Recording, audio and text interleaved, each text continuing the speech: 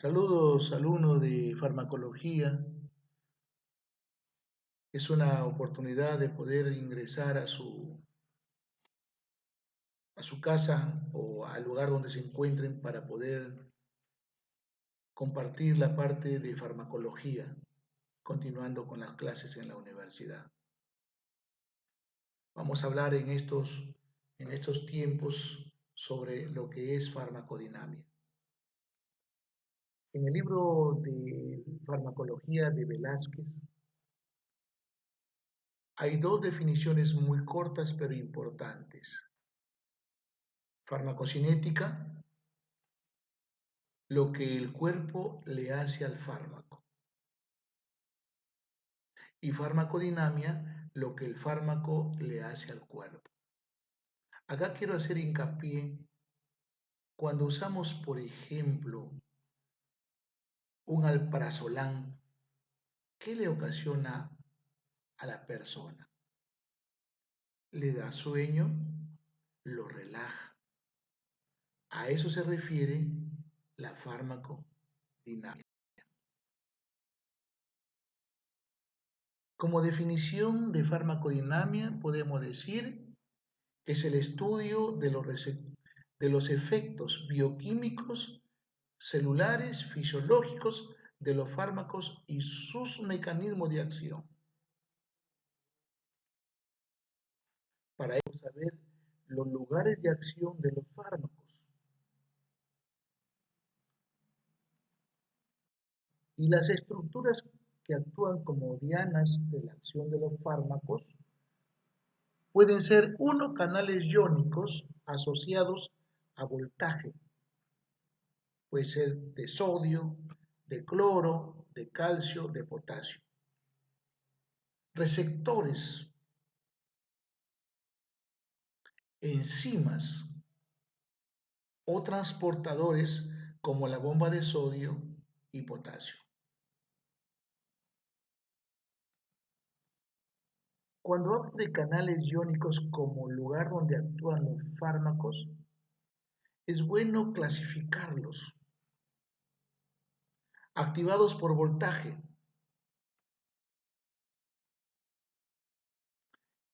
es un estímulo eléctrico y cambia el potencial de membrana. Activados por ligando, se activan por interacción con mediadores extracelulares que pueden ser endógena o exógena, o activados por otros canales iónicos. Canales de sodio. En la despolarización hay una entrada masiva de sodio en forma de potencial de acción o espiga. La densidad varía según el tipo de célula y su ubicación. Canales de calcio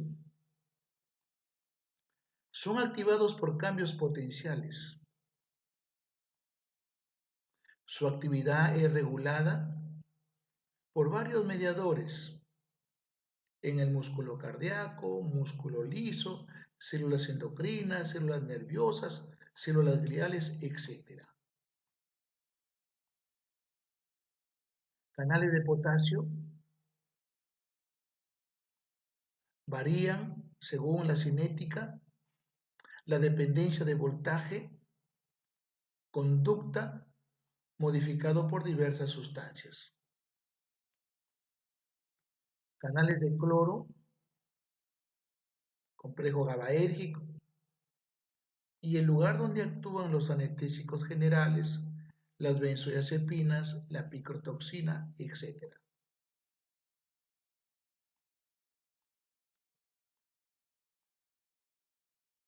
Fármacos que actúan sobre canales iónicos, tipo de canal y fármaco. Por ejemplo, en los canales de sodio, los anestésicos locales bloquean el canal y de esa manera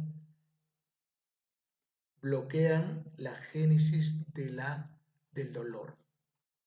Potasio, los hipoglicemiantes, tipo sulfoniluria, al actuar a este nivel, aumenta la producción de insulina. Calcio, los productos como la nifedipina, el verapamilo, Entonces bloquean los canales de calcio, te pueden producir vasodilatación o reducción de la frecuencia cardíaca. Receptor farmacológico. Son macromoléculas presentes en la célula funcionalmente importantes. Hay variedad de receptores. Y los fármacos van a interactuar químicamente con con esta diana, o sea, con estos elementos, de acuerdo al órgano. Localización puede estar en la membrana externa, puede estar en el citoplasma o puede estar en el núcleo. De receptor. Receptores ionotrópicos acoplados a canales iónicos. Son estructuras proteicas de la membrana plasmática neuronal que funciona como canales iónicos específicos para determinados iones. Al ser canales iónicos de este tipo de receptor, participan en las respuestas rápidas, excitadoras o inhibidoras que dan las neuronas.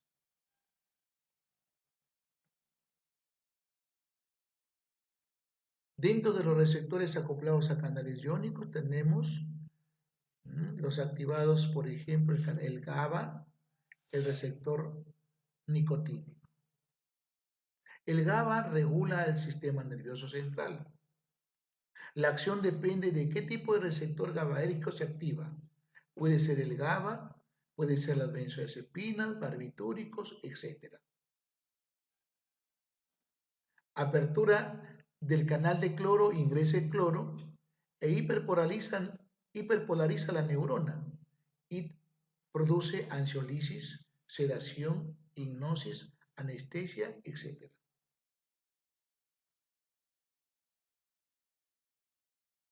Otro tipo de receptor nicotínico tengo el ionotrópico de glutamato, donde activa el sistema nervioso central para mantener en vigilia. Tipos de canales, el canal cainato, el AMPA, el NMDA. También tenemos receptores nicotínicos de la acetilcolina. La acetilcolina se pega al receptor nicotínico y permite el paso de sodio o calcio. Estos receptores los encontramos en los ganglios simpático, parasimpático y en la placa mioneural y también en la médula adrenal. Luego receptores acoplados a proteína G que se llaman metabotrópicos. Y acá tenemos la acetilcolina acoplado a la proteína G en el receptor muscarínico.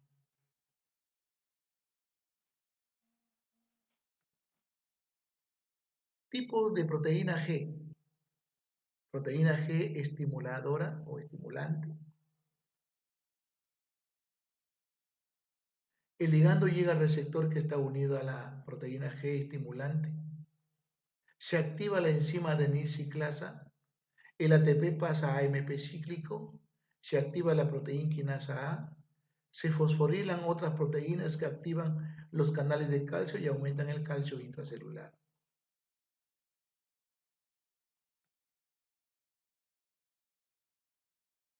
También hay receptores acoplados a proteína G a través de síntesis del segundo mensajero químico. Puede ser calcio, AMP, GMP. Y tenemos más o menos el panorama de este tipo de gráfico. Aquí en esta diapositiva observamos el receptor beta acoplado a proteína G.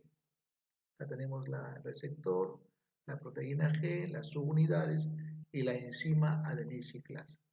Cuando la epinefrina se une al receptor, esta proteína G va a encargarse de activar a la adenisiclasa, va a transformar el ATP en AMP y este AMP va a activar a la proteína quinasa, quien va a tener múltiples funciones.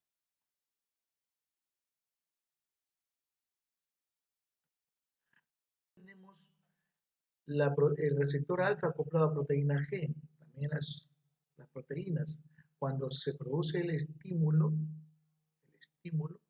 Entonces se activa esta fosfolipasa C, el PIP2, o sea, el trifosfato de inositol, se transforma en trifosfato de inositol, que se encarga de liberar calcio del retículo sarcoplasmático. Luego tenemos el segundo grupo de proteína G, la proteína G inhibitoria. El ligando no activa las unidades de los receptores, no se activa la N-ciclasa, se aperturan los canales de potasio, las células se hiperpolarizan y no ingresa calcio. En resumen, entonces, tenemos dos grupos de receptores. Los acoplados a canal o a, se llaman ionotrópicos, y de acá tenemos el receptor nicotínico, y los acoplados a proteína G, y tenemos acá el receptor muscarínico. Entonces quiere decir que la acetilcolina actúa a través del receptor nicotínico y a través del receptor muscarínico. En este caso nicotínico acoplado a canal y en LK acoplado a proteína G. Bien, cuarto, las enzimas. Los fármacos pueden actuar inhibiendo reversible o irreversiblemente a las enzimas o falsos sustratos análogos del sustrato de reacción. Aquí observamos algunos ejemplos para que usted pueda relacionar. Por ejemplo, tengo la enzima llamada acetilcolinesterasa y tengo el fármaco neostigmina y organofosforados. Estos dos productos van a inhibir a esta enzima y van a evitar que la acetilcolina se desdoble en colina y acetato. De esta forma es bueno cuando la neostigmina lo inhibe y el paciente tiene miastenia grave. Buenísimo. Pero es malo cuando se produce por intoxicación de un órgano fosforado, porque se desencadena una cantidad exagerada de acetilcolina. Otras enzimas ciclooxigenasa que se encarga de formar prostaglandinas responsables de lo que tiene que ver con la parte protectora gástrica, intestinal, renal, cardíaco. Y cuando usamos AINES, se están inhibiendo a esta enzima y no habrá producción de prostaglandinas, ni tromboxanos, ni otros productos. Luego el ECA y el captopril. El ECA es una enzima convertidora de angiotensina y el captopril lo inhibe. Se usa mucho como tratamiento antihipertensivo. Y bueno, y otros que estamos viendo acá, las antinoxidasas, por ejemplo, el halopurinol lo inhibe y de esa manera tiene el efecto beneficioso como antiuricídico para el ácido úrico. Dosis, otra, podemos decir, factor importante en el manejo de farmacodinamia. ¿Qué dosis voy a dar a mi paciente? Que va a depender de repente de la edad o de repente también va a depender del estado funcional de sus órganos. Por eso decimos dosis, la cantidad de fármaco que se administra en función del peso corporal de un individuo. Esta cantidad se puede expresar en unidad de volumen o también en masa, hablando de microgramos, miligramos o gramos. Dosis efectiva 50 de 50%. Dosis que produce la respuesta farmacológica deseada en el 50% de población. Dosis tóxica 50% de T. Dosis que produce respuesta o efectos tóxicos en el 50% de la población. Dosis letal, dosis que produce la muerte en 50% de la población experimental. Esta dosis se determina en animales de laboratorio, generalmente en especies de roedores.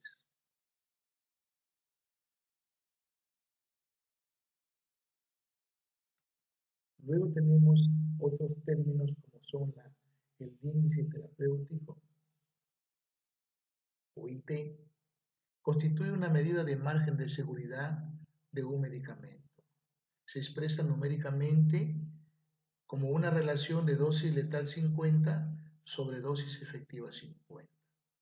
Este término es importantísimo para hablar de seguridad. Vamos a ver en la siguiente diapositiva dos tipos de fármacos con diferencia en el índice terapéutico.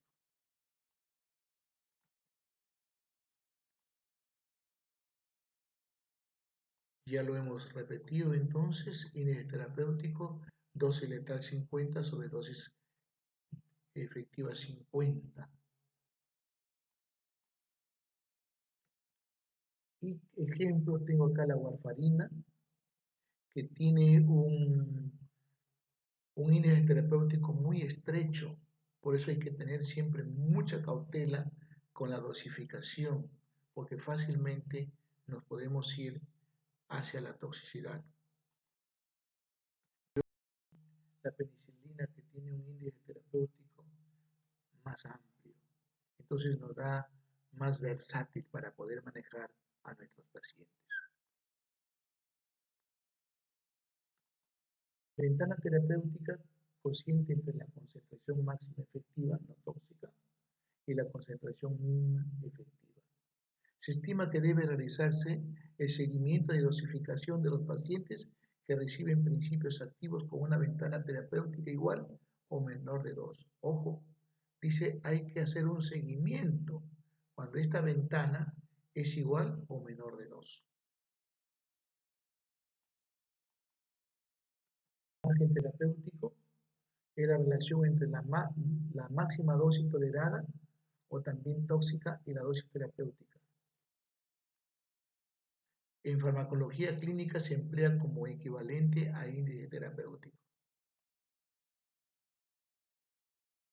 Potencia, también es importante que podamos nosotros definirlo, es la concentración de un fármaco necesaria para obtener un efecto máximo. Y esto tiene que ver con la afinidad. Acá, por ejemplo, estoy hablando de una droga A, de una droga B y de una droga C. Cada vez que necesita más dosis para alcanzar el efecto máximo es menos potente. Por eso es que es más potente el que necesita menos dosificación. Eficacia, que tiene que ver con la magnitud o intensidad de la respuesta causada por un fármaco. Cuando nosotros manejamos un paciente, siempre pensamos en el fármaco como eficacia y no como potente. Aquí siempre para hacer la comparación, entonces una curva dosis-respuesta, acá sería el efecto máximo potencia, como decimos, y es eficacia. La potencia de un fármaco se mide por la concentración efectiva 50. ¿Y qué significa concentración efectiva 50? La dosis necesarias para alcanzar el efecto en el 50% nada más. A mayor afinidad de la droga, mayor potencia. La potencia depende de la afinidad, mientras que la eficacia es la capacidad de un agonista, una vez fijado al receptor, de alcanzar la respuesta. Efecto máximo, respuesta máxima o altura máxima, alcanzada por la curva y mide la eficacia de una droga. Seguridad y eficacia. Un fármaco es beneficioso cuando produce el efecto deseado, eficacia, con un nivel aceptable de efectos secundarios, seguridad. Siempre se busca esto, seguridad y eficacia. Efecto adverso. Problema médico inesperado que sucede durante el tratamiento con un medicamento u otra terapia. Los efectos adversos son leves, moderados o graves, y es posible que tenga otras causas diferentes al medicamento o a la terapia que se administra. También eso se llama evento adverso. Pero hay otra terminología de idiosincrasia. es un efecto que no espera usted y que a veces se presenta en los pacientes sin ningún antecedente. La FDA es una agencia reguladora que pertenece a los Estados Unidos. Una de sus responsabilidades de la FDA es proteger al público de medicamentos nocivos. En realidad nos gustaría que en nuestro Perú tengamos una empresa parecida, pero no lo tenemos, donde podemos decir genérico, barato, pero eficaz. Normalmente un genérico tiene que tener el 80 a 120% de marca, pero si tiene menos no debe ser y no es adecuado y no se debe vender. Interacción fármaco-receptor. La activación del receptor está en relación a la actividad intrínseca o eficacia. Capacidad del fármaco una vez unido al receptor de activarlo y producir un efecto biológico. A eso se refiere a actividad intrínseca. ¿Ya? Capacidad de los fármacos de fijarse a un receptor determinado y formar el complejo fármaco-receptor. Especificidad, selectividad con la que un fármaco se une a un receptor determinado y no a otro. La especificidad es recíproca. Ningún fármaco tiene una acción totalmente específica. Puede actuar sobre varias dianas.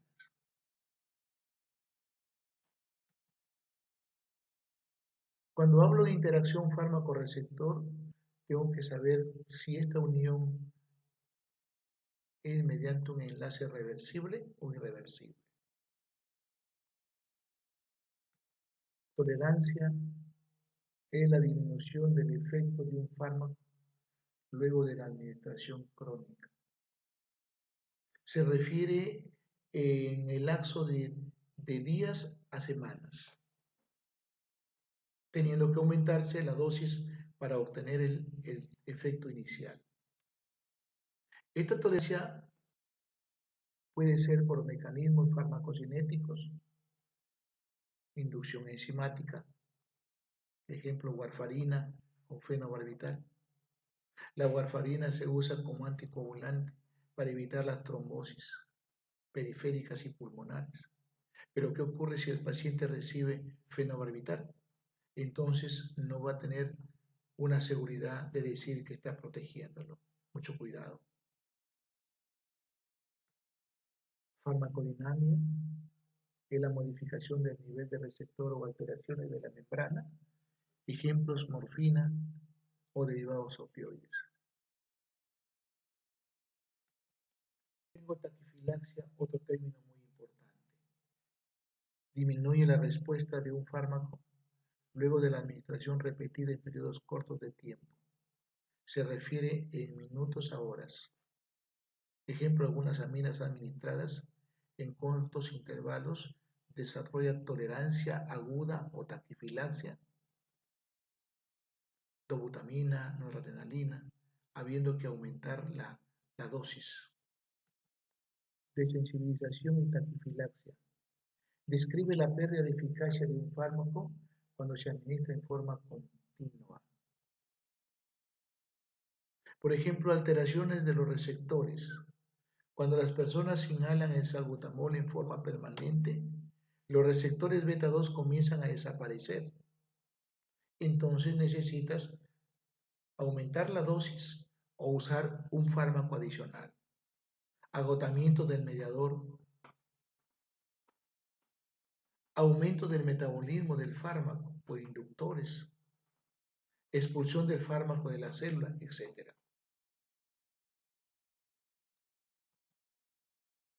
Luego vamos a hablar de las curvas dosis-respuesta. Ahí estoy mostrando dos curvas.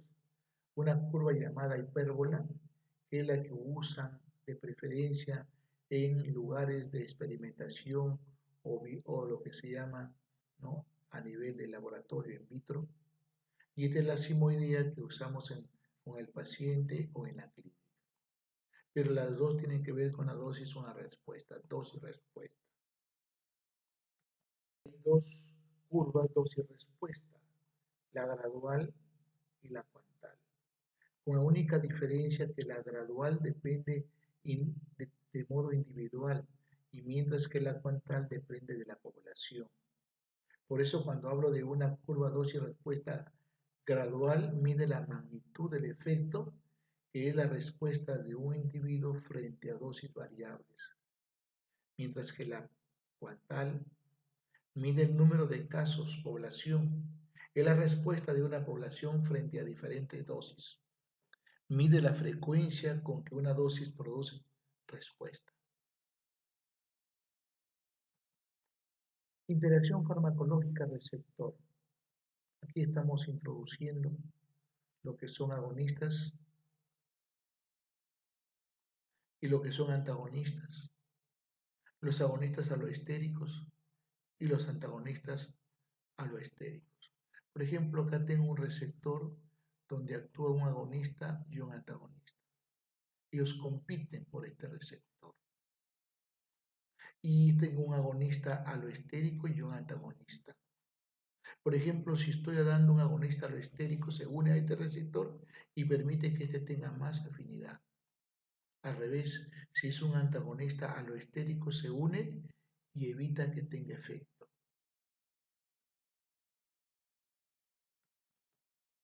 Clasificación entonces de agonistas y antagonistas. Agonistas se unen al receptor por afinidad y tienen actividad intrínseca. Se unen al receptor por afinidad y no tienen y se llaman antagonistas. Totales, parciales, competitivos, no competitivos.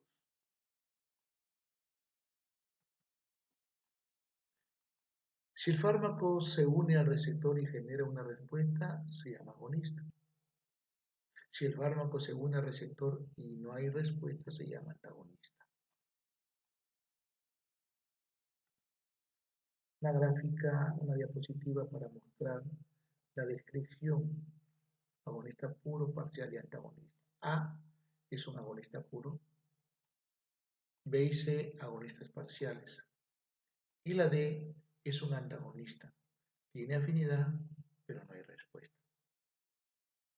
Tipo de fármacos en función al mecanismo de acción. Fármacos agonistas presentan afinidad y actividad intrínseca. Agonistas completos son aquellos que se unen al receptor y generan una respuesta máxima. Agonistas parciales también se unen al receptor, pero su respuesta está por debajo del 100%. Asimismo, estos agonistas parciales, en presencia de un agonista, se pueden transformar en antagonistas. Acá tenemos el ejemplo. Este es un agonista puro pleno, 100%. Este es un agonista parcial que llega a las jutas a 47, 48%. Pero cuando estos dos están administrándose en forma simultánea, este agonista parcial se transforma en antagonista y esta curva se tiene que desviar a la derecha. Inverso es aquel que tiene eficacia, pero no genera una respuesta igual que el agonista normal, sino una respuesta inversa. Por ejemplo, si las benzodiazepinas producían sedación, este agonista inverso produce excitación y convulsión. A eso se refiere esta definición. Y ejemplo, las beta-carbolinas y las benzodiazepinas. Las benzodiazepinas producen ansiolisis, sedación, hipnosis, y este agonista inverso produce excitación, produce ansiogénesis, produce convulsión. Este es otro ejemplo que tiene que ver con un agonista inverso. Normalmente los opioides producen analgesia, pero llega el momento en que por un mecanismo de sensibilización sistémica produce hiperalgesia. Estamos hablando de un efecto contrario, agonista inverso. ¿Tipo de fármacos antagonistas? Antagonistas entonces son fármacos que disminuyen las acciones de otro fármaco o de un ligando endógeno. Carecen de actividad intrínseca y por lo tanto no producen efectos por sí mismos, pero tienen fuerte afinidad. Importante.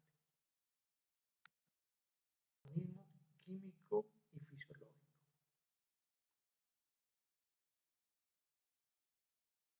Se da entre moléculas muy reactivas, las cuales más bien se neutralizan. Aquí estoy hablando específicamente, por ejemplo, de la heparina con la protamina. Y fisiológicos o funcionales se da una sustancia que tiene acciones opuestas, pero por mecanismos diferentes, se unen a diferentes receptores. Puede ser acetilcolina, adrenalina. ¿Eres un antagonismo químico?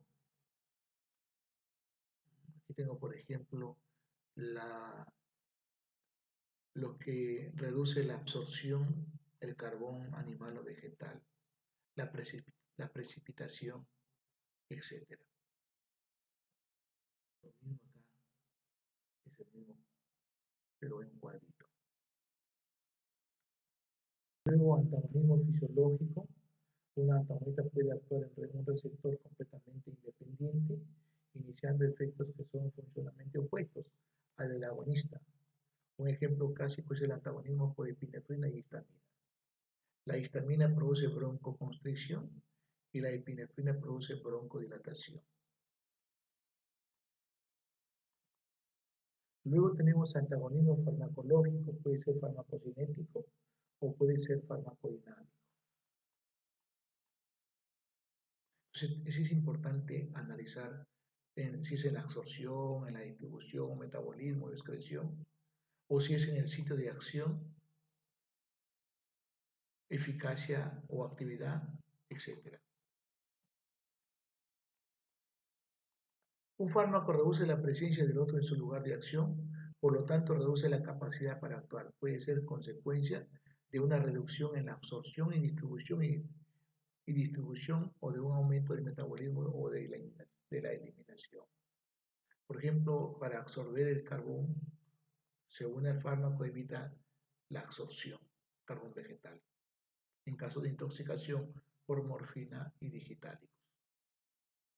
Tipo de antagonistas: competitivo, no competitivo y alostérico.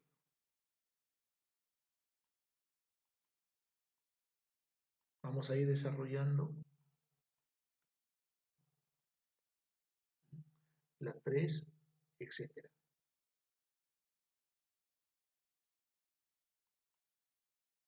Entonces lo que observo es que la curva se va hacia la derecha.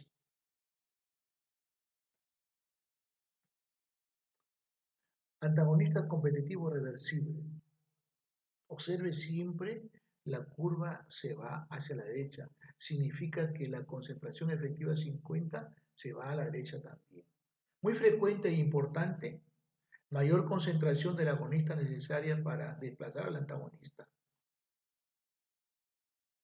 Esto lo tenemos como ejemplo en caso de shock anafiláctico. En shock anafiláctico la droga de elección es la adrenalina. Pero si el paciente está tomando propranolol, sigue siendo la adrenalina. Pero lo único que tenemos que dar es darle más dosis. En otras palabras, la curva se ha ido hacia dónde? Hacia la derecha. La curva de la concentración se desplaza a la derecha en presencia del antagonista. Los antagonistas no competitivos disminuyen la respuesta máxima.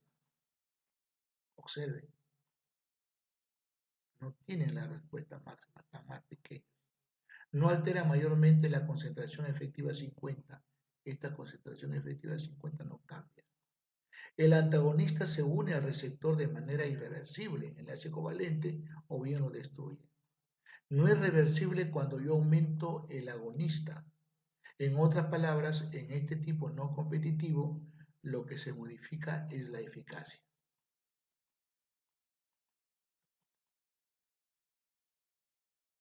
La nifedipina es un antagonista competitivo de los canales de calcio y antagonista no competitivo de la noradrenalina. Y observamos que la nifedipina actúa como un antagonista no competitivo de la respuesta vasomotora de la noradrenalina, porque bloquea el influjo de calcio al músculo liso vascular.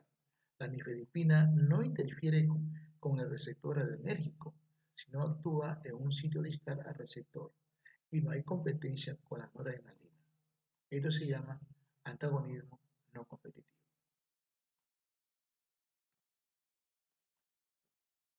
Irreversible,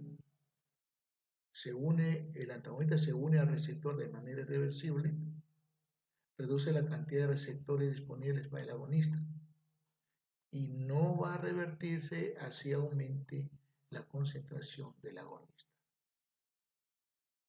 Sinergismo es el aumento de acción de un medicamento por su asociación con otro, es decir, es decir, que el efecto de A y B juntos es superior a la suma de los efectos individuales de A y B cuando se administra por separado. Gracias, alumnos, por esta oportunidad de esta clase.